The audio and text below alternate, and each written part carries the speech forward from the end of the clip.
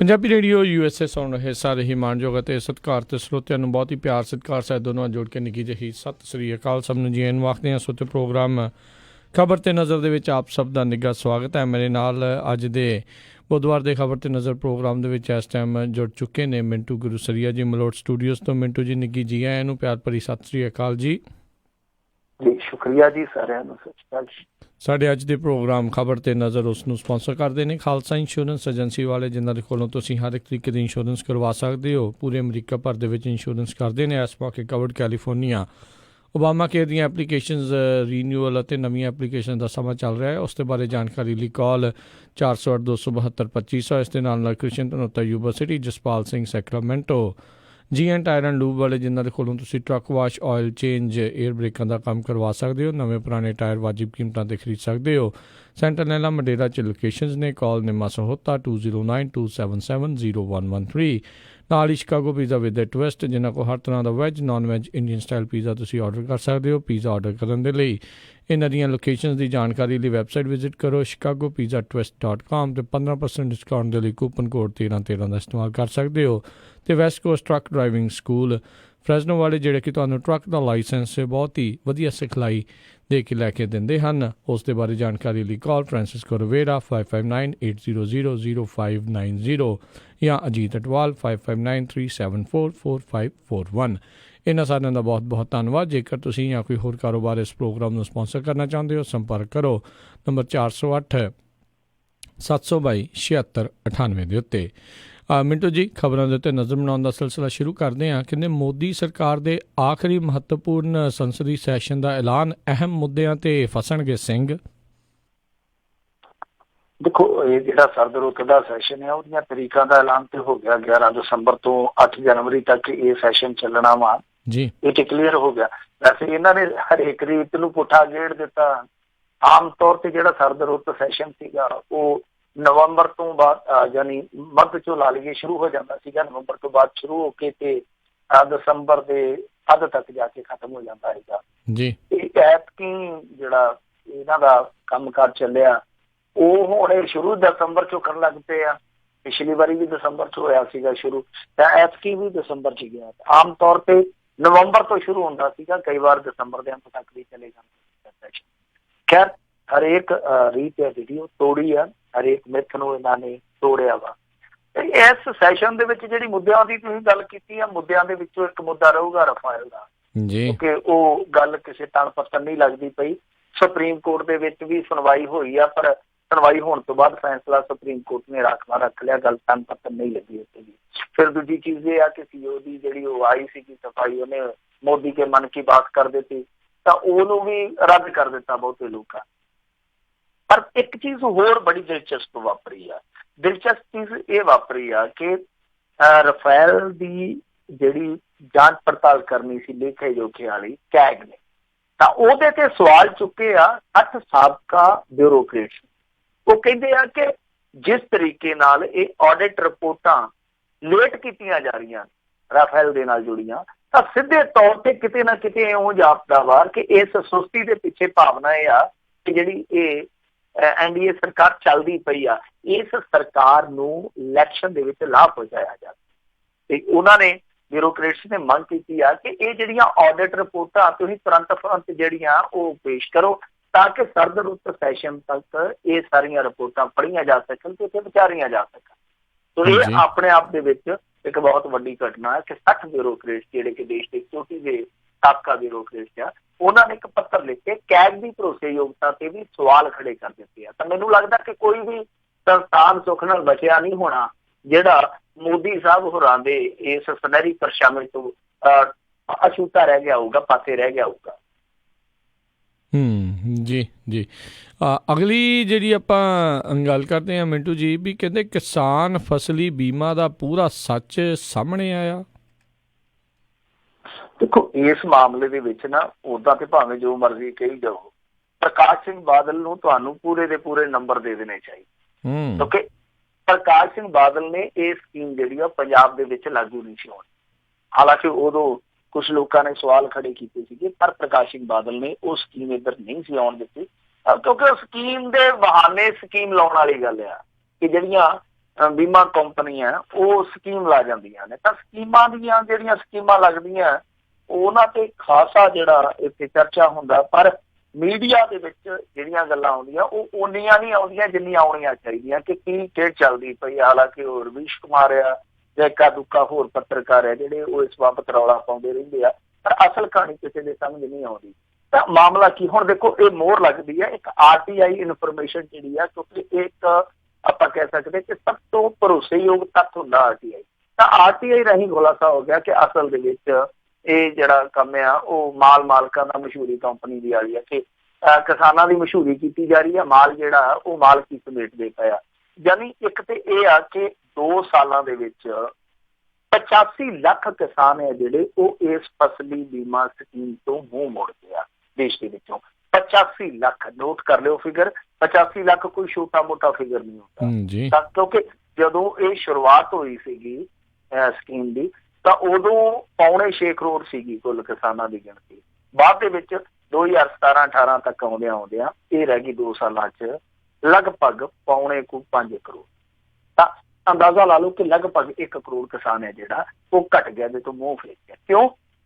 ਕਿਉਂਕਿ ਇਹਦੇ ਵਿੱਚ ਲਾਭ ਹੈ ਜਿਹੜਾ ਉਹ ਫਸਲੀ ਬੀਮਾ ਕੰਪਨੀਆਂ ਜਿਹੜੀਆਂ ਉਹ ਲੈ ਜਾਂਦੀਆਂ। ਉਦਾਹਰਨ ਦੇ ਤੌਰ ਤੇ ਇਸ RTI ਦੇ ਵਿੱਚ ਜੋ ਖੁਲਾਸਾ ਹੋਇਆ ਉਹ ਕਮਾਲ ਦਾ ਖੁਲਾਸਾ ਹੋਇਆ ਕਿ ਬੀਮਾ ਕੰਪਨੀਆਂ ਨੂੰ ਜਿਹੜਾ ਵਿੱਤੀ ਵਰਸ਼ ਸੀਗਾ, ਵਿੱਤੀ ਸਾਲ ਸੀਗਾ 2016-17, ਉਹਦੇ ਵਿੱਚ ਕੁੱਲ ਮੁਨਾਫਾ ਜਿਹੜਾ ਸਾਲਾਨਾ ਮੁਨਾਫਾ ਉਹ ਹੋਇਆ ਸੀਗਾ 6459 ਕਰੋੜ ਦਾ, ਤੇ ਜਿਹੜਾ ਵੱਧ ਕੇ 17-18 ਦੇ ਵਿੱਚ ਉਹ ਲਗਭਗ 9335 ਕਰੋੜ ਦਾ ਹੋ ਗਿਆ। ਮਤਲਬ ਕਿ 150% ਦਾ ਇਜ਼ਾਫਾ ਹੋ ਗਿਆ। ਜਦਕਿ ਕਿਸਾਨ ਜਿਹੜੇ ਆ ਉਹ ਰੋਂਦੇ ਰਹੇ, ਕਰਲਾਉਂਦੇ ਰਹੇ ਕਿ ਸਾਡੇ ਪੱਲੇ ਕੁਛ ਨਹੀਂ ਪਾਉਂਦੇ। ਤਾਂ ਉਦਾਂ ਪਹਿਲਾਂ ਇਹਨਾਂ ਦਾ ਜਿਹੜਾ ਹੈਗਾ ਸੀਗਾ ਮੰਥਲੀ ਮੁਨਾਫਾ ਉਹ ਹੈਗਾ ਸੀਗਾ 538 ਕਰੋੜ, ਜਿਹੜਾ 2017-18 ਚ ਵੱਧ ਕੇ ਹੋ ਗਿਆ 778 ਕਰੋੜ। ਇਹ 10 ਬੀਮਾ ਕੰਪਨੀਆਂ ਜਿਨ੍ਹਾਂ ਦਾ ਮੁਨਾਫਾ ਜਿਹੜਾ ਉਹ ਤੇਜ਼ੀ ਨਾਲ ਵਧਿਆ। ਜਦਕਿ ਕਿਸਾਨਾਂ ਦੀ ਕੀ ਹਾਲਤ ਆ ਉਹਦੀ ਮੈਂ ਤੁਹਾਨੂੰ ਇੱਕ ਉਦਾਹਰਨ ਦੇ ਦਿੰਦਾ ਜਿਹੜੀ ਬੜੀ ਦਿਲਚਸਪ ਸੀਗੀ। ਤਾਈਨਾਥ ਹੋਏ ਬੜੇ ਵੱਡੇ ਪੱਤਰਕਾਰ ਆ, ਕਿਸਾਨਾਂ ਦੇ ਮਾਮਲਿਆਂ ਦੇ ਬਹੁਤ ਵੱਡੇ ਜਾਣੂ ਆ। ਤਾਈਨਾਥ ਹੋਰਾਂ ਨੇ ਪਿੱਛੇ ਜੇ ਇੱਕ ਤੱਥ ਕੱਢ ਕੇ ਲਿਆਂਦਾ ਸੀ, ਉਹ ਸੀਗਾ ਮਹਾਰਾਸ਼ਟਰ ਦਾ, ਮੇਰੇ ਖਿਆਲ ਦੇ ਨਾਲ ਜਿਵੇਂ ਨਹੀਂ ਭੁੱਲਦਾ ਤੇ ਪਰਬਲੀ ਜ਼ਿਲ੍ਹਾ। ਉਹਦੇ ਵਿੱਚ ਉਹਨਾਂ ਨੇ ਦੱਸਿਆ ਸੀਗਾ ਕਿ 2,80,000 ਕਿਸਾਨਾਂ ਨੇ ਸੋਇਆਬੀਨ ਦੀ ਫਸਲ ਬੀਜੀ ਸੀਗੀ। ਝਾੜ ਸੁਧਾਰ ਨਾਲੋਂ 50% ਤੋਂ ਘੱਟ ਨਿਕਲਿਆ। ਤੇ ਇਹ ਜਿਹੜੀ ਸਾਰੀ ਫਸਲ ਸੀਗੀ ਇਹ ਬੀਮਾ ਯੋਜਨਾ ਤਹਿਤ ਰਿਲਾਇੰਸ ਕੰਪਨੀ ਦੇ ਹਵਾਲੇ ਕੀਤੀ ਗਈ ਸੀ। ਹੁਣ ਸੁਣੀ ਜਾਇਓ ਅੱਗੇ ਕੀ ਹੋਇਆ। ਉਹ ਕਹਿੰਦੇ ਕਿ ਇਸ ਰਿਲਾਇੰਸ ਕੰਪਨੀ ਨੂੰ 77 ਕਰੋੜ ਰੁਪਈਆ ਦਿੱਤਾ ਸੀਗਾ ਕੇਂਦਰ ਨੇ, 70 ਕਰੋੜ ਦਿੱਤਾ ਰਾਜ ਸਰਕਾਰ ਨੇ, ਤੇ ਵਿੱਚ ਕੁਝ ਕਿਸਾਨਾਂ ਨੇ ਪਾਇਆ। ਤਾਂ ਕੁੱਲ ਹੋ ਗਿਆ 173 ਕਰੋੜ। 173 ਕਰੋੜ ਜਿਹਨੂੰ ਆਪਾਂ ਪ੍ਰੀਮੀਅਮ ਕਹਿ ਦਿੰਦੇ ਆ। ਤੇ ਜਿਹੜਾ ਇਹਨਾਂ ਨੇ ਦਿੱਤਾ, ਜਦੋਂ ਹੁਣ ਦੇਖੋ 50% ਫਸਲ ਦਾ ਝਾੜ ਘਟ ਗਿਆ, ਰਿਲਾਇੰਸ ਵਾਲਿਆਂ ਨੇ ਕੀ ਕੀਤਾ, ਜੋ ਮੁਆਵਜ਼ਾ ਦਿੱਤਾ ਉਹ ਸਿਰਫ 30 ਕਰੋੜ ਵੰਡਿਆ। ਯਾਨੀ ਉਸ ਇਕੱਲੇ ਜ਼ਿਲ੍ਹੇ ਦੇ ਵਿੱਚੋਂ ਉਹਨਾਂ ਨੇ ਕਿੰਨਾ ਕਮਾ ਲਿਆ, 143 ਕਰੋੜ ਰੁਪਈਆ। ਜਦ ਕਿ ਕਿਸੇ ਕਿਸਾਨ ਨੂੰ 50 ਰੁਪਈਏ, ਕਿਸੇ ਕਿਸਾਨ ਨੂੰ 500 ਰੁਪਏ ਇਹ ਉਹਨਾਂ ਨੇ ਮੁਆਵਜ਼ਾ ਦਿੱਤਾ, ਯਾਨੀ ਬੀਮਾ ਦਿੱਤਾ। ਸੋ ਇਸ ਤਰ੍ਹਾਂ ਇਹ ਇੱਕ ਖੇਡ ਖੇਡਿਆ ਜਾ ਰਿਹਾ ਕਿਸਾਨਾਂ ਦੇ ਨਾਲ, ਮੋਏ ਨੂੰ ਮਾਰੇ ਸ਼ਾਹ ਮਦਾਰ ਵਾਲੀ ਗੱਲ ਆ। ਔਰ ਇਸ ਮਾਮਲੇ ਦੇ ਵਿੱਚ ਵੀ ਰਿਲਾਇੰਸ ਦਾ ਨਾਂ ਆਉਂਦਾ, ਜਿਵੇਂ ਮੈਂ ਜ਼ਿਕਰ ਕੀਤਾ ਗੱਲ ਨੂੰ, ਤਾਂ ਇਸ ਮਾਮਲੇ ਦੇ ਵਿੱਚ ਵੀ ਰਿਲਾਇੰਸ ਆ। ਕੁੱਲ ਮਿਲਾ ਕੇ ਰਿਲਾਇੰਸ ਆ, ਪਰ ਜਿਹੜੇ ਦੂਸਰੇ ਆ ਉਹ ਸਾਰੇ ਵਿਚਾਰੇ ਗੜਗੈਂਸ ਹੋਏ ਪਏ ਆ। ਜਿਹੜੇ ਕਿਸਾਨ ਆ ਜਾਂ ਮਜ਼ਦੂਰ ਆ ਉਹਨਾਂ ਦਾ ਕੰਮ ਖਰਾਬ ਆ। ਇਹ ਜਿਹੜੇ ਆ ਇਹ ਪੇਟ ਭਰ ਕੇ ਖਾਈ ਜਾਂਦੇ ਆ। ਜੀ ਬਿਲਕੁਲ, ਦੇਖਦੇ ਹਾਂ ਕੀ ਬਣਦਾ ਹੈ। ਅਗਲੀ ਜਿਹੜੀ ਆਪਾਂ ਮਿੰਟੂ ਜੀ ਗੱਲ ਕਰਦੇ ਹਾਂ, ਕਹਿੰਦੇ ਬਾਦਲ ਨੂੰ ਨਵੇਂ ਸਿਰਿਓਂ ਸੰਮਨ ਜਾਰੀ। ਦੇਖੋ ਨਵੇਂ ਸਿਰਿਓਂ ਸੰਮਨ ਜਾਰੀ ਇਹ ਹੋਣੇ ਸਨ, ਕਿਉਂਕਿ ਜਦੋਂ ਇਹਨਾਂ ਨੇ ਪਹਿਲੀ ਸਮਨਿੰਗ ਕੀਤੀ ਉਹਦੇ ਵਿੱਚ ਕੁਛ ਊਣਤਾਈਆਂ ਸੀਗੀਆਂ। ਕਿਉਂਕਿ ਧਾਰਾ 160 ਇਸਤੇਮਾਲ ਕੀਤੀ ਹੈ ਇਹਨਾਂ ਨੇ, ਉਹ ਪਹਿਲੇ ਦਿਨ ਹੀ ਪਤਾ ਲੱਗ ਗਿਆ ਸੀਗਾ ਕਿ ਇਹਨਾਂ ਨੇ ਗਲਤ ਸਮਨਿੰਗ ਕੀਤੀ ਹੈ। ਗਲਤ ਸਮਨਿੰਗ ਤੋਂ ਭਾਵ ਇਹ ਆ ਕਿ ਧਾਰਾ 160 ਦੇ ਵਿੱਚ ਪ੍ਰਬੰਧ ਆ ਕਿ 65 ਸਾਲ ਤੋਂ ਉੱਤੇ ਦਾ ਜੇ ਕੋਈ ਬਜ਼ੁਰਗ ਆ ਉਹਨੂੰ ਤੁਸੀਂ ਬੁਲਾ ਨਹੀਂ ਜੇ ਸਕਦੇ, ਉਹਦੇ ਕੋਲ ਤੁਹਾਨੂੰ ਆਪ ਚੱਲ ਕੇ ਜਾਣਾ ਪੈਣਾ ਹੈ। ਤਾਂ ਇਹਨਾਂ ਨੇ ਕੀ ਕੀਤਾ ਕਿ ਸੰਮਨ ਕਰਕੇ ਪ੍ਰਕਾਸ਼ ਸਿੰਘ ਬਾਦਲ ਨੂੰ ਸੱਦ ਲਿਆ ਸੀਗਾ। ਹਾਲਾਂਕਿ ਬਾਅਦ ਦੇ ਵਿੱਚ ਕਹਿੰਦੇ ਕਿ ਦੇਖੋ ਜੀ ਬਾਦਲ ਸਾਹਿਬ ਜਿੱਥੇ ਚਾਹੁਣਗੇ ਅਸੀਂ ਉੱਥੇ ਹੀ ਚਲੇ ਜਾਵਾਂਗੇ। ਲੋਕੀ ਕਹਿੰਦੇ ਕਿ ਉਹਨਾਂ ਨੇ ਬਾਲਾਸਰੀ ਕਹਿਣਾ ਕਿ ਬਾਲਾਸਰੀ ਆ ਜਾਓ, ਫਿਰ ਹਰਿਆਣੇ ਚ ਚਲੇ ਜਾਓ। ਤੇ ਹੁਣ ਇਹ ਇਸੇ ਕਰਕੇ ਤਜਵੀਜ਼ ਰੱਖਦੇ ਪਏ ਆ ਕਿ ਜਿੱਥੇ ਮਰਜ਼ੀ ਆ ਬੁਲਾ ਲਓ, ਅਸੀਂ ਉੱਥੇ ਆ ਜਾਵਾਂਗੇ ਜਾਂਚ ਪੜਤਾਲ ਕਰਨ ਵਾਸਤੇ, ਤਾਂ ਕਿ ਇਹ ਉਸ ਫੇਰ ਚੋਂ ਨਿਕਲ ਸਕਣ ਜਿਹੜਾ ਇਹਨਾਂ ਦੇ ਗਲ ਦੇ ਵਿੱਚ ਪਿਆ ਹੋਇਆ, ਜਿਹਦੇ ਵਿੱਚ ਇਹ ਪ੍ਰਬੰਧ ਆ ਕਿ 15 ਸਾਲ ਤੋਂ ਜੇ ਕੋਈ ਛੋਟਾ, ਚਾਹੇ ਉਹ ਗਵਾਹ ਆ ਜਾਂ ਕੋਈ ਸ਼ੱਕੀ ਬੰਦਾ ਜਾਂ 65 ਸਾਲ ਤੋਂ ਉੱਤੇ ਦਾ, ਤੇ ਉਹਨੂੰ ਤੁਸੀਂ SIT ਦੇ ਤਹਿਤ ਨਹੀਂ ਬੁਲਾ ਸਕਦੇ। ਧਾਰਾ 160 ਖਾਸ ਤੌਰ ਤੇ ਵਰਤੀ। ਤਾਂ ਹੁਣ ਇਸ ਮਾਮਲੇ ਦੇ ਵਿੱਚ ਸਮਨਿੰਗ ਜਿਹੜੀ ਆ ਉਹ ਦੁਬਾਰਾ ਕੀਤੀ ਗਈ ਹੈ, ਤੇ ਨਾਲ ਇਹਨਾਂ ਨੇ ਪ੍ਰਪੋਜ਼ਲ ਰੱਖਿਆ ਕਿ ਵਾਰਲ ਸਾਹਿਬ ਹੁਣ ਜਗ੍ਹਾ ਤੁਹਾਡੀ ਤੇ ਟੀਮ ਸਾਡੀ, ਤੁਸੀਂ ਦੱਸ ਦਿਓ, ਅਸੀਂ ਉੱਥੇ ਆ ਜਾਵਾਂਗੇ। ਵੈਸੇ ਤੇ SIT ਦੀ ਜਿਹੜੀ ਸਮਨਿੰਗ ਆ ਉਹਦੇ ਤੇ ਹੋਰ ਵੀ ਕਈ ਸਵਾਲ ਖੜੇ ਹੋਏ ਸੀਗੇ ਕਿ ਅਕਸ਼ੇ ਕੁਮਾਰ ਨੂੰ ਕਿੱਦਾਂ ਬੁਲਾਇਆ ਜਾਊਗਾ। ਉਹ ਵੀ ਇੱਕ ਮਾਮਲਾ ਜਿਹੜਾ ਕਾਨੂੰਨੀ ਨੁਕਤੇ ਨਿਗਾਹ ਤੋਂ ਦੇਖੀਏ ਤੇ ਉਹਦਾ ਵੀ ਪੇਚ ਫਸਦਾ। ਦੂਜੀ ਚੀਜ਼ ਇਹ ਆ ਕਿ ਇਹਨਾਂ ਨੇ ਨਾਂ ਤੇ ਲਿਖ ਦਿੱਤਾ ਪ੍ਰਕਾਸ਼ ਸਿੰਘ ਬਾਦਲ ਦਾ, ਤੇ ਐਡਰੈਸ ਜਿਹੜਾ ਸੀਗਾ ਉਹ ਕੈਪਟਨ ਅਮਰਿੰਦਰ ਸਿੰਘ ਦਾ ਕਰ ਦਿੱਤਾ। ਉੱਥੇ ਵੀ ਰੌਲਾ ਪਿਆ। ਖੈਰ ਹੁਣ ਦੇਖਦੇ ਆ ਕਿ ਪ੍ਰਕਾਸ਼ ਸਿੰਘ ਬਾਦਲ ਇਹਨਾਂ ਨੂੰ ਕਿੱਥੇ ਸੱਦਦੇ, ਬਾਦਲ ਪਿੰਡ ਦੇ ਵਿੱਚ ਜਾਂ ਬਾਲਾਸਰ ਦੇ ਵਿੱਚ, ਜਾਂ ਹੋਰ ਵੀ ਉਹਨਾਂ ਦੇ ਕੋਲ ਕਈ ਟਿਕਾਣੇ ਹੈਗੇ, ਕਿੱਥੇ ਬੁਲਾਉਂਦੇ ਆ, ਦੇਖਦੇ ਆ। ਜੀ ਜੀ ਜੀ। ਅਗਲੀ ਆਪਾਂ ਮਿੰਟੂ ਜੀ ਗੱਲ ਕਰਦੇ ਹਾਂ। ਕਹਿੰਦੇ NGT ਨੇ ਪੰਜਾਬ ਸਰਕਾਰ ਨੂੰ ਠੋਕਿਆ 50 ਕਰੋੜ ਦਾ ਜੁਰਮਾਨਾ। ਮੈਂ ਤਾਂ ਕਹਿੰਦਾ ਕਿਤੇ ਕੈਦ ਦਾ ਪ੍ਰਬੰਧ ਵੀ ਹੁੰਦਾ ਨਾ ਤੇ ਨਜ਼ਾਰਾ ਆ ਜਾਣਾ ਸੀਗਾ। ਮੁਸ਼ਕਾਂ ਬਣ ਕੇ ਇਹਨਾਂ ਨੂੰ ਜੇਲ੍ਹ ਦੇ ਵਿੱਚ ਸੁੱਟਣਾ ਚਾਹੀਦਾ ਇਹਨਾਂ ਲੋਕਾਂ ਨੂੰ। ਦੇਖੋ ਸਿੰਪਲ ਜੀ ਗੱਲ ਆ, ਸਾਦੀ ਜੀ ਗੱਲ ਆ ਕਿ ਸਾਡਾ ਸੰਵਿਧਾਨ ਹੈ ਜਿਹੜਾ ਉਹ ਇਸ ਦੇਸ਼ ਦੇ ਨਾਗਰਿਕ ਨੂੰ ਸਭ ਤੋਂ ਪਹਿਲਾਂ ਜਿਹੜਾ ਅਧਿਕਾਰ ਦਿੰਦਾ, ਉਹ ਦਿੰਦਾ ਜਿਉਣ ਦਾ ਅਧਿਕਾਰ, ਜਿਹਨੂੰ ਆਪਾਂ ਫੰਡਾਮੈਂਟਲ ਰਾਈਟ ਕਹਿੰਦੇ ਹਾਂ। ਹੁਣ ਇੱਕ ਪਾਸੇ ਸੰਵਿਧਾਨ ਸਾਨੂੰ ਜੀਣ ਦਾ ਹੱਕ ਦਿੰਦਾ, ਦੂਸਰੇ ਪਾਸੇ ਜਿਹੜੇ ਸੰਵਿਧਾਨ ਲਾਗੂ ਕਰਨ ਵਾਲੇ ਆ ਉਹ ਉਸੇ ਹੱਕ ਨੂੰ ਖੋਹ ਲੈਂਦੇ ਆ। ਮਤਲਬ ਆਪਣਾ ਚੜਾਵਾ ਖਾ ਕੇ ਜੋ ਇਸ ਦੇਸ਼ ਦੇ ਵਸੀਲੇ ਆ, ਸੋਮੇ ਆ, ਉਹਨਾਂ ਸਾਰਿਆਂ ਨੂੰ ਲੁਟਾਈ ਜਾਂਦੇ ਆ, ਉਹਨਾਂ ਨੂੰ ਸਾਰਿਆਂ ਨੂੰ ਪਲੀਟ ਕੀਤੀ ਜਾਂਦੀ ਆ। ਤੋ ਇਹੀ ਇੱਕ ਰੌਲਾ, ਇਹੀ ਇੱਕ ਮਸਲਾ, ਇਹੋ ਜਿਹਾ ਮਸਲਾ ਹੈ ਜਿਹਦੇ ਤੇ ਚਰਚਾ ਹੁੰਦੀ ਨਹੀਂ। ਤੁਸੀਂ ਕਿਸੇ ਪਾਰਟੀ ਦਾ ਮੈਨੀਫੈਸਟੋ ਚੱਕ ਕੇ ਦੇਖ ਲਓ, ਤੁਹਾਨੂੰ ਪੌਣ ਪਾਣੀ ਦਾ ਮੁੱਦਾ ਨਹੀਂ ਮਿਲੂਗਾ, ਕਿਸੇ ਦਾ ਵੀ ਨਹੀਂ ਮਿਲੂਗਾ। ਮੇਰੇ ਖਿਆਲ ਦੇ ਨਾਲ ਕਿਸੇ ਨੇ ਵੀ ਨਹੀਂ ਰੱਖਿਆ ਹੋਣਾ ਹੁਣ ਤੱਕ, ਜਦ ਕਿ ਪੌਣ ਪਾਣੀ ਸਭ ਤੋਂ ਵੱਡੀ ਸਮੱਸਿਆ ਹੈ ਪੰਜਾਬ ਦੇ ਵਿੱਚ। ਖੈਰ ਇਹ ਮੁੱਦਾ ਗਿਆ ਸੀਗਾ ਜਦੋਂ ਮੱਛੀਆਂ ਮਰੀਆਂ ਸੀ, ਤੁਹਾਨੂੰ ਪਤਾ ਹੀ ਆ। ਉਦੋਂ ਸੁਖਪਾਲ ਖਹਿਰਾ ਤੇ ਇੱਕ ਹੋਰ ਸੀਗਾ, ਸ਼ਾਇਦ ਉਹਦਾ ਨਾਮ ਸੋਭਾ ਸਿੰਘ ਸੀਗਾ। ਇਹਨਾਂ ਨੇ 2 ਪਟੀਸ਼ਨਾਂ ਪਾਈਆਂ ਸੀਗੀਆਂ ਨੈਸ਼ਨਲ ਗ੍ਰੀਨ ਟ੍ਰਿਬਿਊਨਲ ਦੇ ਵਿੱਚ। ਉਹਨਾਂ ਤੇ ਸੁਣਵਾਈ ਹੋਈ ਆ, ਤੇ ਸੁਣਵਾਈ ਦੇ ਵਿੱਚ ਪਹਿਲਾਂ ਤੇ ਉਹਨਾਂ ਨੇ ਇੱਕ ਕਮੇਟੀ ਦਾ ਗਠਨ ਕੀਤਾ ਸੀਗਾ ਜਿਹਦੇ ਵਿੱਚ ਬਲਵੀਰ ਸਿੰਘ ਸੀਚੇਵਾਲ ਹੋਰੀ ਵੀ ਸੀਗੇ। ਤਾਂ ਉਸ ਕਮੇਟੀ ਨੇ ਜਾ ਕੇ ਰਿਪੋਰਟ ਪੇਸ਼ ਕੀਤੀ ਕਿ ਜਿਹੜੀ ਪੰਜਾਬ ਦੀ ਸਰਕਾਰ ਹੈ ਉਹ ਐਡੀ ਨਖਿੱਧ ਸਰਕਾਰ ਹੈ ਕਿ ਇਹਨਾਂ ਨੇ ਕੀਤਾ ਹੀ ਕੱਖ ਨਹੀਂ ਹੁਣ ਤੱਕ। ਤਾਂ ਵੈਸੇ ਤੇ ਕਹਿੰਦੇ ਆ ਕਿ ਉਹ ਕਾਫੀ ਵੱਡਾ ਜੁਰਮਾਨਾ ਲਾਉਣ ਲੱਗੇ ਸੀ ਇਹਨਾਂ ਤੇ, ਪਰ ਜਿੱਦਾਂ ਫੂਲਕਾ ਸਾਹਿਬ ਦੱਸਦੇ ਪਏ ਸੀਗੇ ਕਿ ਉਹਨਾਂ ਨੇ ਇੱਕ ਵਾਰੀ ਟਾਲਾ ਵੱਟਿਆ। ਉਹ ਕਹਿੰਦੇ ਆ ਕਿ ਜਨਵਰੀ ਤੱਕ ਤੁਹਾਨੂੰ ਟਾਈਮ ਦਿੰਦੇ ਆ। ਤੇ ਵੈਸੇ ਉਹਨਾਂ ਨੇ ਕਹਿ ਦਿੱਤਾ ਕਿ ਜਿੰਨਾ ਤੁਸੀਂ ਨੁਕਸਾਨ ਕੀਤਾ ਨਾ ਪਾਣੀਆਂ ਦਾ, ਇੱਥੇ ਸੈਂਕੜੇ ਕਰੋੜ ਦਾ ਜੁਰਮਾਨਾ ਤੁਹਾਡੇ ਤੇ ਬਣਦਾ। ਹੁਣ ਇੰਨੀ ਕੁ ਰਾਇਤ ਇਹਨਾਂ ਨੂੰ ਦਿੱਤੀ ਆ, ਕਹਿੰਦੇ ਆ ਕਿ ਜਿਨ੍ਹਾਂ ਲੋਕਾਂ ਨੇ ਪਾਣੀ ਪਲੀਟ ਕੀਤਾ ਉਹਨਾਂ ਫੈਕਟਰੀਆਂ ਤੋਂ ਵਸੂਲ ਕਰਕੇ ਤੁਸੀਂ ਜੁਰਮਾਨਾ ਭਰ ਸਕਦੇ ਜੇ। ਪਰ ਮੇਰੇ ਖਿਆਲ ਦੇ ਨਾਲ ਸਭ ਤੋਂ ਪਹਿਲਾਂ ਤੇ ਇਹਨਾਂ ਦੀਆਂ ਤਨਖਾਹਾਂ ਚੋਂ ਕਟੌਤੀ ਕਰਕੇ ਉਹ ਜੁਰਮਾਨਾ ਭਰਨਾ ਚਾਹੀਦਾ। ਔਰ ਦੂਜੀ ਚੀਜ਼ ਇਹ ਆ ਕਿ ਇਹ ਜ਼ਿੰਮੇਵਾਰੀਆਂ ਜਿਹੜੀਆਂ ਉਹ ਸਾਡੇ ਲੋਕਾਂ ਨੂੰ ਵੀ ਇਹਨਾਂ ਦੀਆਂ ਤੈਅ ਕਰਵਾਉਣੀਆਂ ਚਾਹੀਦੀਆਂ, ਕਿਉਂਕਿ ਅਸੀਂ ਇਹੋ ਜਿਹੇ ਮੁੱਦੇ ਨੂੰ ਗੌਲਦੇ ਹੀ ਨਹੀਂ ਜਿਹੜਾ ਸਾਡੀ ਜ਼ਿੰਦਗੀ ਨਾਲ ਜੁੜਿਆ। ਦੂਜੇ ਮੁੱਦੇ ਆ ਜਿਹੜੇ ਉਹ ਸਾਡੇ ਲਈ ਬਹੁਤ ਅਹਿਮ ਬਣ ਜਾਂਦੇ ਆ ਕਈ ਦਫਾ, ਪਰ ਜਿਹੜੇ ਇਹੋ ਜਿਹੇ ਮੁੱਦੇ ਆ ਉਹ ਸਾਨੂੰ ਵੀ ਗੌਲਣੇ ਪੈਣਗੇ ਤਾਂ ਕਿ ਇਹ ਮਾੜਾ ਮੋਟਾ ਹੱਥ ਤੋਂ ਹੱਥ ਚੱਕਣ। ਜੁਰਮਾਨੇ ਦਾ ਕੀ ਆ? ਜੁਰਮਾਨਾ ਤੇ ਅੱਗੇ ਚੱਡੇ ਨੂੰ ਵੀ ਕੀਤਾ ਸੀ ਇਹਨਾਂ ਨੇ, ਚੱਡਾ ਸ਼ੂਗਰ ਮਿਲ ਨੂੰ ਵੀ ਕੀਤਾ ਸੀ। ਕੀ ਅੱਜ ਤੱਕ ਕਾਂਗਰਸੀ ਕੋਈ ਰਸੀਦ ਦਿਖਾ ਸਕਦਾ ਕਿ ਜੁਰਮਾਨਾ ਇਹਨਾਂ ਨੇ ਸਾਰਾ ਵਸੂਲ ਕਰ ਲਿਆ ਉਹਨਾਂ ਤੋਂ? ਤੋ ਜੁਰਮਾਨੇ ਵਾਲੀ ਖੇਡ, ਜੇ ਜੁਰਮਾਨਾ ਭਰਨਗੇ ਵੀ ਤਾਂ ਕਿੱਡੀ ਕੋ ਗੱਲ ਹੈ। ਜਿਨ੍ਹਾਂ ਨੇ ਆਪਣਾ ਗੰਦਾ ਪਾਣੀ ਸੁੱਟਣਾ ਸਤਲੁਜ ਦੇ ਵਿੱਚ, ਏਡੀਆਂ ਵੱਡੀਆਂ ਫੈਕਟਰੀਆਂ ਨੂੰ ਕੀ ਗੱਲ ਹੈ ਜੇ ਉਹ ਕਰੋੜ ਰੁਪਈਆ ਦੇ ਵੀ ਦੇਣਗੇ? ਪਹਿਲੀ ਗੱਲ ਤੇ ਉਹਨਾਂ ਨੇ ਦਿੱਤਾ ਹੀ ਹੋਣਾ, ਉਹਨਾਂ ਦਾ ਐਡਵਾਂਸ ਹੀ ਪਿਆ ਹੋਣਾ, ਉਹਦੇ ਵਿੱਚੋਂ ਹੀ ਖਰਚ ਕਰਨਾ। ਪਰ ਰੌਲਾ ਇਹ ਆ ਕਿ ਇਹਨਾਂ ਦੀਆਂ ਜ਼ਿੰਮੇਵਾਰੀਆਂ ਜਿਹੜੀਆਂ ਉਹ ਲੋਕ ਨਿਸ਼ਚਿਤ ਕਰਵਾਉਣ ਕਿ ਭਾਈ ਸਾਡਾ ਪੌਣ ਪਾਣੀ ਹੈ ਜਿਹੜਾ ਸਭ ਤੋਂ ਪਹਿਲਾਂ ਤੇ ਇਹ ਠੀਕ ਕਰਕੇ ਦਿਓ। ਜੇ ਤੁਸੀਂ ਇਹ ਨਹੀਂ ਠੀਕ ਕਰ ਸਕਦੇ, ਨਹੀਂ ਤਾਂ ਫਿਰ ਤੁਹਾਨੂੰ ਅਸੀਂ ਠੀਕ ਕਰ ਦਿੰਦੇ, ਤੁਸੀਂ ਆਪਣਾ ਘਰ ਠੀਕ ਠਾਕ ਢੰਗ ਨਾਲ ਚਲਾ ਲਓ, ਇਹ ਸੂਬਾ ਕੋਈ ਹੋਰ ਚਲਾ ਲਓ ਆ ਕੇ। ਜੀ ਜੀ। ਅਗਲੇ ਗੱਲ ਕਰਦੇ ਆ ਮਿੱਟੂ ਜੀ। ਵੀ ਕਹਿੰਦੇ ਰਾਹੁਲ ਗਾਂਧੀ ਨੂੰ ਮਿਲਣ ਦਿੱਲੀ ਗਏ ਕੈਪਟਨ ਜਾਖੜ ਦੀ ਛੁੱਟੀ ਤੈਅ।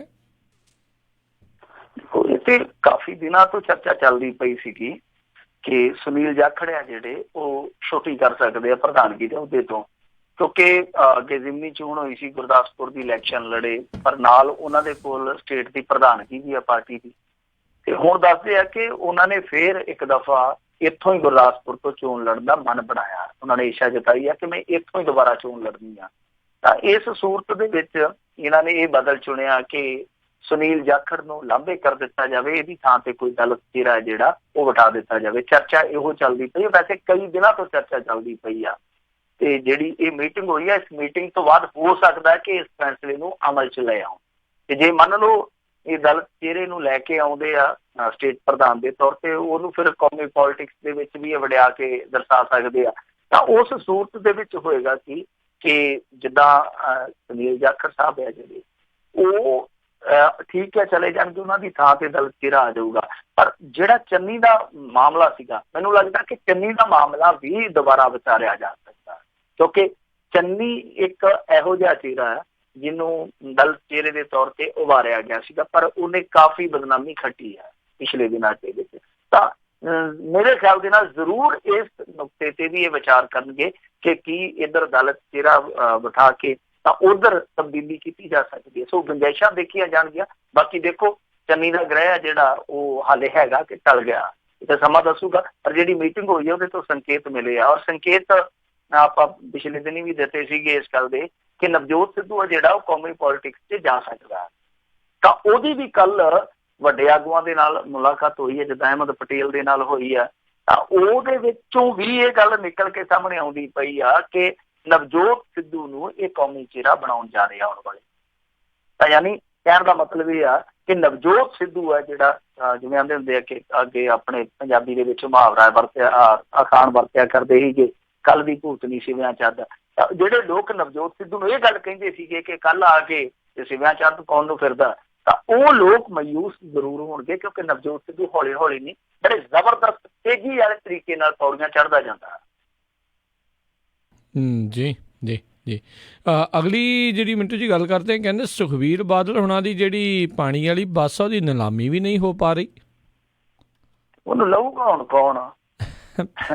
ਉਹਦਾ ਕਰਨਾ ਕੀ ਆ ਕਿਸੇ ਨੇ? ਪਹਿਲੀ ਗੱਲ ਤੇ ਇਹ ਆ ਨਾ, ਸਭ ਤੋਂ ਵੱਡਾ ਸਵਾਲ ਤੇ ਪੰਜਾਬ ਦਾ ਬੰਦਾ ਤੇ ਕੋਈ ਲਊਗਾ ਨਹੀਂ ਉਹਨੂੰ। ਉਹਦਾ ਕੋਈ ਨਿਸ਼ਾਨੀ ਦੇ ਵਜੋਂ ਕੋਈ ਅਕਾਲੀ ਸਮਰਥਕ ਤੇ ਰੱਖ ਲਵੇ ਤਾਂ ਰੱਖ ਲਵੇ, ਦੂਜੀ ਤੇ ਕਿਸ ਤੇ ਕੰਮ ਆ ਉਹ। ਹੁਣ ਇਹ ਜੀ ਦਾ ਜੰਜਾਲ ਬਣੀ ਪਈ ਆ, ਉਹ ਘੜੂਕਾ ਜਿਹਾ ਬੱਸ ਕਾਹਦੀ ਆ, ਉਹ ਲਿਆ ਕੇ ਇਹਨਾਂ ਨੇ ਠੱਲੀ ਆ, ਕਿਉਂਕਿ ਸਰਕਾਰ ਬਦਲ ਗਈ। ਜੇ ਸਰਕਾਰ ਨਾ ਬਦਲਦੀ ਤੇ ਹੋ ਸਕਦਾ ਇਹ ਧੱਕ ਮਤੱਕਾ ਲਾ ਕੇ ਚਲਾਈ ਚੱਲਦੇ। ਹੁਣ ਇਹਨਾਂ ਨੇ ਜਿਹੜਾ ਮਹਿਕਮਾ ਦਿੱਤਾ ਸੀ ਉਹ ਉਸ ਬੰਦੇ ਨੂੰ ਦਿੱਤਾ ਸੀਗਾ ਜਿਹੜਾ ਸੁਖਬੀਰ ਸਿੰਘ ਬਾਦਲ ਦਾ ਕਾਰਟੂਨ ਵੀ ਦੇਖ ਲਵੇ ਅਖਬਾਰ ਦੇ ਵਿੱਚ ਤੇ ਉਹਦਾ ਬਲੱਡ ਪ੍ਰੈਸ਼ਰ ਵੱਧ ਜਾਂਦਾ, ਜਾਨੀ ਨਵਜੋਤ ਸਿੱਧੂ। ਤਾਂ ਨਵਜੋਤ ਸਿੱਧੂ ਨੇ ਆਉਂਦਾ ਪਹਿਲਾਂ ਕੰਮ ਇਹ ਕੀਤਾ ਸੀਗਾ ਕਿ ਛਕੜਾ ਜਾਂ ਬੱਸ ਜਿਹੜਾ ਹੈਗਾ ਬੱਸ ਦੇ ਰੂਪ ਦੇ ਵਿੱਚ ਕਿ ਇਹਨੂੰ ਬੰਦ ਕਰਕੇ ਇਹਨੂੰ ਨਿਲਾਮ ਕਰ ਦੇਣਾ। ਪਰ ਨਿਲਾਮੀ ਹੋਈ ਨਹੀਂ। 4 ਮਹੀਨੇ ਪਹਿਲਾਂ ਇਹਨਾਂ ਨੇ ਐਲਾਨ ਕੀਤਾ ਸੀ, 4 ਮਹੀਨੇ ਬੀਤ ਵੀ ਗਏ ਆ, ਤਾਂ ਨਿਲਾਮੀ ਨਹੀਂ ਹੋਈ। ਨਿਲਾਮੀ ਨਾ ਹੋਣ ਦਾ ਕਾਰਨ ਇਹ ਸਾਹਮਣੇ ਆਉਂਦਾ ਪਿਆ ਕਿ ਦੱਸਦੇ ਆ ਕਿ ਇਸ ਪ੍ਰੋਜੈਕਟ ਦੇ ਵਿੱਚ ਇੱਕ ਨਿੱਜੀ ਕੰਪਨੀ ਦਾ ਵੀ ਸ਼ੇਅਰ ਸੀਗਾ। ਹਾਲਾਂਕਿ ਇਹ ਗੱਲ ਪਹਿਲਾਂ ਤੇ ਆਪਾਂ ਨੂੰ ਪਤਾ ਨਹੀਂ ਲੱਗੀ, ਪਰ ਦੱਸਦੇ ਆ ਕਿ ਜਿਹੜਾ 8 ਕਰੋੜ ਦਾ ਪ੍ਰੋਜੈਕਟ ਸੀਗਾ ਇਹਦੇ ਵਿੱਚ ਇੱਕ ਨਿੱਜੀ ਕੰਪਨੀ ਦੀ ਵੀ ਇਨਵੈਸਟਮੈਂਟ ਸੀਗੀ। ਹੁਣ ਨਿੱਜੀ ਕੰਪਨੀ ਦਾ ਪੇਚ ਫਸ ਜਾਂਦਾ, ਕਿਉਂਕਿ ਨਿਲਾਮੀ ਹੈ ਜਿਹੜੀ ਸਰਕਾਰ ਉਹ ਸਿੱਧੇ ਤੌਰ ਤੇ ਇਕੱਲੀ ਆਪਣੇ ਤੌਰ ਤੇ ਤਾਂ ਨਹੀਂ ਕਰ ਸਕਦੀ, ਉਹਨਾਂ ਦੀ ਵੀ ਸਹਿਮਤੀ ਫਿਰ ਲਾਜ਼ਮੀ ਹੋਏਗੀ। ਪਰ ਆਹ ਗੱਲ ਜਿਹੜੀ ਆ ਉਹ ਅੱਜ ਤੱਕ ਕਿਸੇ ਨੂੰ ਸਮਝ ਨਹੀਂ ਸੀ ਆਈ, ਕਿਸੇ ਨੂੰ ਪਤਾ ਨਹੀਂ ਸੀ ਲੱਗਿਆ। ਇਹ ਵੀ ਇੱਕ ਕਮਾਲ ਦੀ ਗੱਲ ਆ। ਤੇ ਬਾਦਲ ਸਾਹਿਬ ਤੇ ਕਹਿੰਦੇ ਸੀਗੇ ਕਿ ਇਹ ਅਸੀਂ ਇੰਨਾ ਕਰੋੜ ਖਰਚ ਦਿੱਤਾ, ਸੈਰ ਸਪਾਟਾ ਵੱਧ ਜੂਗਾ, ਇਹ ਹੋ ਜੂਗਾ, ਉਹ ਹੋ ਜੂਗਾ, ਪਰ ਨਿੱਜੀ ਕੰਪਨੀ ਦਾ ਕਿਸੇ ਦੇ ਨਾਂ ਨਹੀਂ ਸੀ ਲਿਆ। ਕੁਛ ਲੋਕ ਉਹਦਾ ਸਲਾਹ ਦਿੰਦੇ ਆ ਕਿ ਹੋਰ ਨਹੀਂ ਤੇ ਕਿਸੇ ਸਕੂਲ ਦੇ ਵਿੱਚ ਹੀ ਲਾ ਦਿਓ, ਕਿਉਂਕਿ ਸੜਕ ਤੇ ਵੀ ਤੁਰ ਪੈਂਦੀ ਆ, ਹੋਰ ਨਹੀਂ ਤੇ ਬੱਚੇ ਖੁਸ਼ ਹੋ ਜਾਇਆ ਕਰਨਗੇ। ਕਿਤੇ ਐਤਵਾਰ ਛੁੱਟੀ ਵਾਲੇ ਦਿਨ ਕਿ ਛੱਪੜ ਵੱਡੇ ਚਿੱਤਪੋਤ ਨੂੰ ਤਾਰ ਦੇ ਬੱਚੇ ਹੂਟੇ ਹਾਟੇ ਲੈ ਕੇ ਚਿੱਤ ਪਰਚਾਲਿਆ ਕਰਨਗੇ। ਇੰਨੇ ਕੁ ਗੁੜ ਨਾਲ ਹੋਣਾ, ਇੰਨੀ ਕੁ ਚਾਹ ਮਿੱਠੀ ਹੋ ਸਕਦੀ, ਹੋਰ ਤੇ ਕੀ ਪੱਟਿਆ ਜਾਣਾ ਹੈਗਾ। ਜੀ ਜੀ ਤੇ ਮਿੰਟੂ ਜੀ ਅਗਲੀ ਜਿਹੜੀ ਗੱਲ ਕਰਦੇ ਆ, ਕਹਿੰਦੇ ਸ਼ਰਧਾਂਜਲੀ ਸਮਾਗਮ ਵਿੱਚ ਕਾਂਗਰਸੀ ਵਿਧਾਇਕ ਤੇ ਕਮੇਟੀ ਮੈਂਬਰ ਹੋਏ ਆਮੋ ਸਾਹਮਣੇ ਹਟਦੇ ਨਹੀਂ। ਨਾ ਨਾ ਨਾ, ਇਹ ਕਿਉਂ ਹਟਣਗੇ? ਇਹਨਾਂ ਦੀ ਜਿਹੜੀ ਫਿਤਰਤ ਹੈ, ਇਹਨਾਂ ਦੀ ਮਾਨਸਿਕਤਾ ਜਿਹੜੀ ਉਹ ਇਸ ਤਰ੍ਹਾਂ ਦੀ ਹੋਈ ਆ ਕਿ ਇਹ ਨਹੀਂ ਵੇਖਦੇ, ਥਾਂ ਥਾਂ ਨਹੀਂ ਦੇਖਦੇ, ਵੇਲਾ ਕਵੇਲਾ ਨਹੀਂ ਦੇਖਦੇ, ਤੇ ਟੱਕਰ ਪੈਂਦੇ ਆ। ਇਹਨਾਂ ਨੂੰ ਤੇ ਚੁੱਪ ਕਰਕੇ ਬੰਦਾ ਲਾਂਭੇ ਹੀ ਰੱਖੇ। ਔਰ ਸ਼ਰਧਾਂਜਲੀ ਸਮਾਗਮ ਵੀ ਸਾਡੇ ਪਿੰਡਾਂ ਦੇ ਨਾ ਅੱਜ ਕੱਲ੍ਹ ਵੈਸੇ ਹੀ ਹੋਏ ਪਏ ਆ। ਏਦਾਂ ਹੀ ਲੱਗਦਾ ਜਿੱਦਾਂ ਮਿੰਨੀ ਰੈਲੀ ਚੱਲੀ ਜਾਂਦੀ ਆ। ਹਾਂ, ਉਹ ਉੱਥੇ ਵੀ ਪੋਲਿਟਿਕਸ ਜਿਹੜੀ ਹਾਵੀ ਹੋ ਜਾਂਦੀ ਆ, ਤੇ ਬਚਾਅ ਹੀ ਕਰਨਾ ਚਾਹੀਦਾ, ਬਚਾਅ 'ਚ ਹੀ ਬਚਾਅ। ਇਹ ਤੇ ਮੇਰੇ ਖਿਆਲ ਦੇ ਨਾਲ ਆਉਣ ਵਾਲੇ ਸਮੇਂ ਦੇ ਵਿੱਚ ਹੋ ਸਕਦਾ ਸ਼ਰਧਾਂਜਲੀ ਸਮਾਗਮਾਂ ਦੇ ਵਿੱਚ ਮਾਈਕ ਵੀ ਇੱਕ ਦੂਜੇ ਤੇ, ਜਿੱਦਾਂ ਹੁਣ ਕਰੋਨਾ ਵਾਲਾ ਤਾਂ ਕੰਮ ਚੱਲ ਹੀ ਪਿਆ, ਹੋ ਸਕਦਾ ਮਾਈਕ ਵੀ ਇੱਕ ਦੂਜੇ ਤੇ ਲਿਪ ਦਿਆ ਕਰਨ। ਤਾਂ ਇਹ ਮਾਮਲਾ ਜਿਹੜਾ ਇਹ ਹੈਗਾ ਬਾਘਾ ਪੁਰਾਣਾ ਦੇ ਨੇੜੇ, ਉੱਥੇ ਇੱਕ ਪਿੰਡ ਦੇ ਵਿੱਚ ਕਿਸੇ ਸਮਾਜ ਸੇਵੀ ਦਾ ਭੋਗ ਪੈਣ ਡਿਆ ਸੀਗਾ।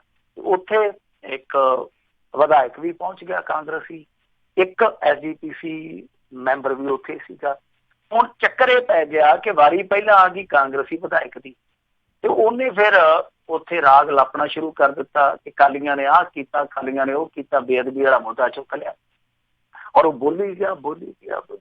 ਹੁਣ ਜਿਹੜਾ ਹੁਣੀ ਸ਼ਾਮ ਨੂੰ SGPC ਮੈਂਬਰ ਬੈਠਾ ਸੀ ਉਹ ਉਸੇ ਪਿੰਡ ਦਾ ਹੀ ਸੀਗਾ ਤੇ ਅਕਾਲੀਆਂ ਦਾ ਬੰਦਾ ਸੀਗਾ ਤੇ ਉੱਤੋਂ ਜਿਹੜਾ ਟੱਬਰ ਸੀਗਾ ਜਿਹਨਾਂ ਦਾ ਜੀ ਚੱਲ ਵਸਿਆ ਸੀਗਾ, ਉਹਨਾਂ ਨੇ ਜ਼ਿੰਮੇਵਾਰੀ ਇਹ ਸੌਂਪੀ ਸੀ ਕਿ ਜਦੋਂ ਸੰਗਤ ਦਾ ਧੰਨਵਾਦ ਕਰਨਾ ਹੋਇਆ ਇਹ ਸੇਵਾ ਤੁਸੀਂ ਨਿਭਾਇਓ। ਅੰਤ ਦੇ ਵਿੱਚ ਮੈਂ ਉਹਦੇ ਕੋਲ ਆ ਤਾਂ ਉਹਨੇ ਫਿਰ ਉਹਦੀ ਲਾਪਤ ਕਰਕਤੀ ਜਿਹੜਾ ਵਿਧਾਇਕ ਪਹਿਲਾਂ ਬੋਲਿਆ ਸੀ ਕਾਂਗਰਸ, ਜਦੋਂ ਇਹ ਦੋਵੇਂ ਆਪੋ ਵਿੱਚ ਦੀ ਮਿਹਣੋ ਮਿਹਣੀ ਹੋਏ ਤੇ ਲੋਕ ਕੁਸਰ ਮੁਸਰ ਕਰਦੇ ਸੀਗੇ ਕਿ ਤਮਾਸ਼ਾ ਕੀ ਚੱਲਦਾ ਪਿਆ। ਸੋ ਤੁਸੀਂ ਆਪ ਹੀ ਅੰਦਾਜ਼ਾ ਲਾ ਲਓ ਕਿ ਕਿੰਨੇ ਕੁ ਲੋਕ ਗੰਭੀਰ ਆ ਮੁੱਦਿਆਂ ਪ੍ਰਤੀ, ਮਸਲਿਆਂ ਪ੍ਰਤੀ, ਤੇ ਇਹਨਾਂ ਦੀ ਗੰਭੀਰਤਾ ਜਿਹੜੀ ਆਪਾਂ ਦੇਖਦੇ ਰਹਿੰਦੇ ਆ ਉਹ ਤੇ ਛਲਕਾਰੇ ਮਾਰਦੀ ਰਹਿੰਦੀ ਆ, ਬਲਕਿ ਗੁਰੂ ਦੀ ਹਾਜ਼ਰੀ ਦੇ ਵਿੱਚ ਜਾਂ ਸੰਗਤ ਦੀ ਹਾਜ਼ਰੀ ਦੇ ਵਿੱਚ ਵੀ ਇਹ ਕਿੰਨੇ ਕੁ ਗੰਭੀਰ ਹੁੰਦੇ ਆ, ਵੇਖ ਲਓ।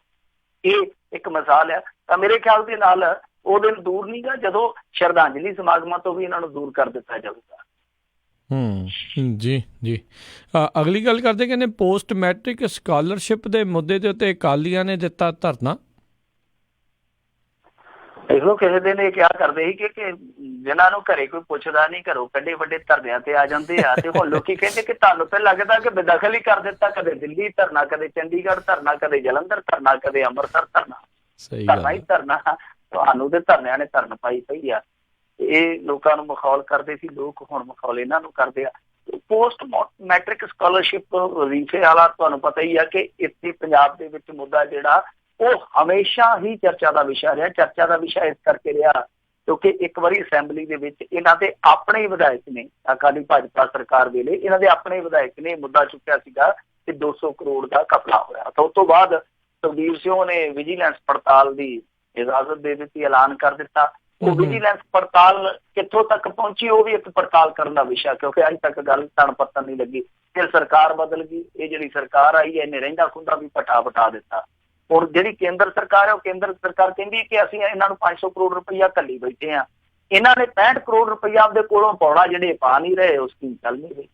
ਤਾਂ ਉਹਦਾ ਹੀ ਇੱਕ ਰੌਲਾ ਇਹਨਾਂ ਨੇ ਇਸ਼ੂ ਬਣਾਇਆ ਔਰ ਉਸੇ ਇਸ਼ੂ ਤੇ ਇਹਨਾਂ ਨੇ ਧਰਨਾ ਲਾਇਆ। ਦੇਖੋ ਧਰਨਾ ਲਾਉਣਾ ਤੇ ਇਹਨਾਂ ਦਾ ਲੋਕਤੰਤਰਿਕ ਅਧਿਕਾਰ ਹੈ, ਉਹ ਤੇ ਕੋਈ ਰੋਕ ਨਹੀਂ ਸਕਦਾ। ਪਰ ਸਭ ਤੋਂ ਵੱਡਾ ਸਵਾਲ ਤੇ ਇਹੋ ਹੀ ਹੈ ਨਾ ਕਿ ਪੋਸਟ ਮੈਟ੍ਰਿਕ ਸਕਾਲਰਸ਼ਿਪ ਦਾ ਘੁਟਾਲਾ ਵੀ ਕੱਢੀ ਫਿਰਦੀ ਹੈ ਸਰਕਾਰ। ਆ ਜਿਹੜੀ ਕਾਂਗਰਸ ਸਰਕਾਰ ਹੈ, ਧਰਮਸੋਤ ਜਿਹੜਾ ਮੰਤਰੀ ਆ ਉਹ ਕਹਿੰਦਾ ਕਿ 350 ਕਰੋੜ ਦਾ ਘੁਟਾਲਾ ਤੇ ਅਸੀਂ ਲੱਭੀ ਬੈਠੇ ਹਾਂ। ਇਹ ਗੱਲ ਵੱਖਰੀ ਹੈ, ਉਹ ਲੱਭ ਹੀ ਲੈਂਦੇ ਆ ਘੁਟਾਲਾ, ਬਾਅਦ ਦੇ ਵਿੱਚ ਘੁਟਾਲੇਬਾਜ਼ਾਂ ਨੂੰ ਨਹੀਂ ਲੱਭਦੇ। ਇਹ ਕਾਂਗਰਸ ਸਰਕਾਰ ਦੀ ਹੁਣ ਤੱਕ ਦੀ ਪ੍ਰਾਪਤੀ ਆ। ਪਰ ਰੌਲਾ ਇਹ ਆ ਕਿ ਪੋਸਟ ਮੈਟ੍ਰਿਕ ਸਕਾਲਰਸ਼ਿਪ ਦਾ ਇਹ ਜਿਹੜਾ ਮੁੱਦਾ ਇਹ ਅਕਾਲੀ ਭਾਜਪਾ ਸਰਕਾਰ ਵੇਲੇ ਵੀ ਇਸੇ ਤਰ੍ਹਾਂ ਉਲਝਿਆ ਸੀ, ਹੁਣ ਕਾਂਗਰਸ ਸਰਕਾਰ ਵੇਲੇ ਵੀ ਉਲਝਿਆ ਪਿਆ। ਪਰ ਅਕਾਲੀ ਭਾਜਪਾ ਸਰਕਾਰ ਵੇਲੇ ਵੀ ਸੁਣਨ ਵਿੱਚ ਆਉਂਦਾ ਹੁੰਦਾ ਸੀਗਾ ਕਿ ਇੱਥੇ ਮਾਲਵੇ ਦੇ ਵਿੱਚ ਇੱਕ ਮਾਮੇ ਵਾਲਾ ਕਾਲਜ ਹੈ ਜਿੱਥੇ ਕੰਮ ਹੀ ਇਹ ਚੱਲਦਾ, ਉੱਥੇ ਇੱਕ ਸਟੂਡੈਂਟ ਹੈ ਜਿਹੜਾ ਉਹ 3 ਥਾਈਂ ਪੜ੍ਹਿਆ ਦਿਖਾਇਆ ਜਾਂਦਾ ਸੀਗਾ। ਸੋ ਇਸ ਤਰ੍ਹਾਂ ਦੇ ਕਾਲਜ ਕਈ ਫੜੇ ਗਏ, ਆਡਿਟ ਵੀ ਹੋਇਆ ਉਸ ਤੋਂ ਬਾਅਦ। ਯਾਨੀ ਕਹਿਣ ਦਾ ਮਤਲਬ ਇਹ ਆ ਕਿ ਜਿਵੇਂ ਆਂਦੇ ਹੁੰਦੇ ਆ ਨਾ ਕਿ ਹਾਥੀਆਂ ਦੇ ਭੇਡ ਦੇ ਵਿੱਚ ਮਲਿਆਂ ਦਾ ਨਾਸ, ਕਿ ਇਹ ਸਿਆਸਤ ਆਪੋ ਵਿੱਚ ਦੀ ਭਿੜੀ ਜਾਂਦੇ ਆ, ਪਰ ਜਿਹੜੀ ਗਰੀਬ ਜਨਤਾ ਜਿਨ੍ਹਾਂ ਦੇ ਬੱਚੇ ਆ ਜਿਹੜੇ ਉਹ ਮਸੀ ਕਾਲਜਾਂ ਤੱਕ ਪਹੁੰਚਦੇ ਆ, ਉਹਨਾਂ ਦਾ ਜੀਵਨ ਜਿਹੜਾ ਆ ਉਹ ਬਰਬਾਦ ਹੋਣ ਡਿਆ। ਉਹ ਬਹੁਤ ਸਾਰੇ ਲੋਕ ਆ ਜਿਹੜੇ ਉਹ ਕਾਲਜਾਂ ਦੇ ਵਿੱਚੋਂ ਜਵਾਬ ਲੈਣ ਰਹੇ ਆ, ਕਿਉਂਕਿ ਪ੍ਰਾਈਵੇਟ ਕਾਲਜ ਤੇ ਵੈਸੇ ਹੀ ਆਈਲੈਟਸ ਨੇ ਮਾਂਜੇ ਪਏ ਆ। ਤੇ ਉਹ ਜਿਹੜੇ ਬਚੇ ਕੁਚੇ ਆ ਉਹ ਹੁਣ ਕਹਿੰਦੇ ਆ ਕਿ ਪਹਿਲਾਂ ਸਾਡਾ ਮਸਲਾ ਹੱਲ ਕਰਾਓ, ਨਹੀਂ ਫਿਰ ਅਸੀਂ ਤੁਹਾਨੂੰ ਐਡਮਿਸ਼ਨ ਨਹੀਂ ਦੇਣੀ ਜਦ ਤੱਕ ਇਹ ਮਸਲਾ ਹੱਲ ਨਹੀਂ ਹੁੰਦਾ। ਤੋ ਇਹਨਾਂ ਦੀ ਸਿਆਸਤ ਦੇ ਵਿੱਚ ਸਭ ਤੋਂ ਜ਼ਿਆਦਾ ਨੁਕਸਾਨ ਹੈ ਜਿਹੜਾ ਉਹ ਦਲਿਤ ਵਰਗ ਦੇ ਬੱਚਿਆਂ ਦਾ ਹੋਣ ਡਿਆ। ਬਾਕੀ ਇਹ ਧਰਨੇ ਲਾਈ ਜਾ ਰਹੇ ਆ, ਧਰਨਿਆਂ ਦਾ ਇਹ ਸਿਲਸਿਲਾ ਮੇਰੇ ਖਿਆਲ ਦੇ ਨਾਲ ਅੱਗੇ ਵੀ ਚੱਲੂਗਾ, ਕਿਉਂਕਿ SIT ਦੇ ਸਾਹਮਣੇ ਹੁਣ ਪੇਸ਼ ਹੋਣਾ ਉਸ ਤੋਂ ਬਾਅਦ ਕੀ ਕੁਛ ਨਿਕਲਦਾ। ਇਹਨਾਂ ਦੇ ਉਲਟ ਨਤੀਜੇ ਆਏ ਤੇ ਧਰਨੇ ਇਹਨਾਂ ਨੂੰ ਫੇਰ ਵੀ ਲਾਉਣੇ ਪੈਣੇ। ਸੋ ਐਨਰਜੀ ਇਹਨਾਂ ਨੂੰ ਬਚਾਉਣੀ ਚਾਹੀਦੀ ਆ। ਅੱਜ ਓਦਾਂ ਦੱਸਦੇ ਆ ਕਿ ਸਾਲੇ ਨੇ ਆਪਣੇ ਭਣਵਈਏ ਦੇ ਬੁੱਲਾਂ ਤੇ ਇੱਕ ਵਾਰੀ ਮੁਸਕਰਾਹਟ ਜ਼ਰੂਰ ਲਿਆ ਦਿੱਤੀ, ਬੈਠਣ ਲੱਗਾ ਤੇ ਧੌਣ ਪਰਨੇ ਜਾ ਪਿਆ। ਸੁਖਬੀਰ ਸਿੰਘ ਬਾਦਲ ਵੇਖ ਕੇ ਹੱਸ ਪਿਆ ਔਰ ਲੋਕ ਜਿਹੜੇ ਸੀਗੇ ਮਜ਼ਾਕ ਕਰਦੇ ਸੀਗੇ ਕਿ ਸਾਲਾ ਜਿਹੜਾ ਉਹ ਕੁਰਬਾਨੀ ਦੇਣ ਡਿਆ ਆਪਣੇ ਜੀਜੇ ਨੂੰ ਹਸਾਉਣ ਵਾਸਤੇ।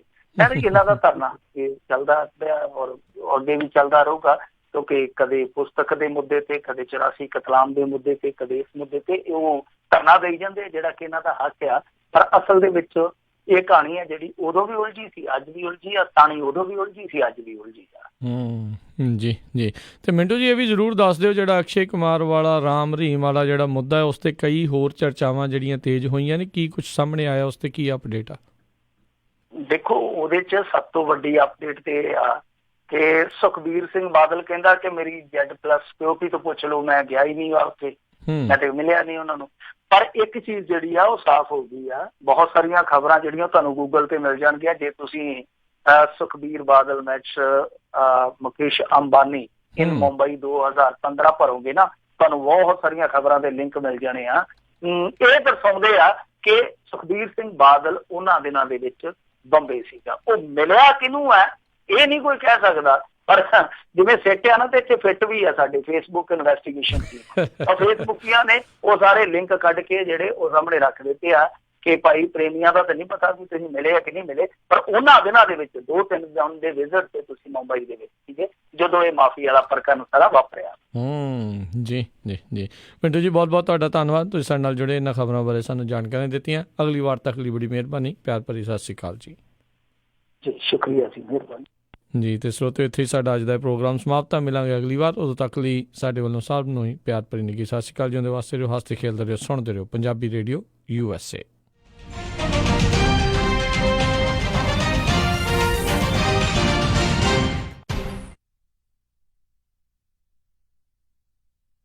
ਤੁਸੀਂ ਸੁਣ ਰਹੇ ਹੋ Punjabi radio USA, KOBO Yuba City 1450 AM, KIID Sacramento 1470 AM, KWRU Fresno 1300 AM।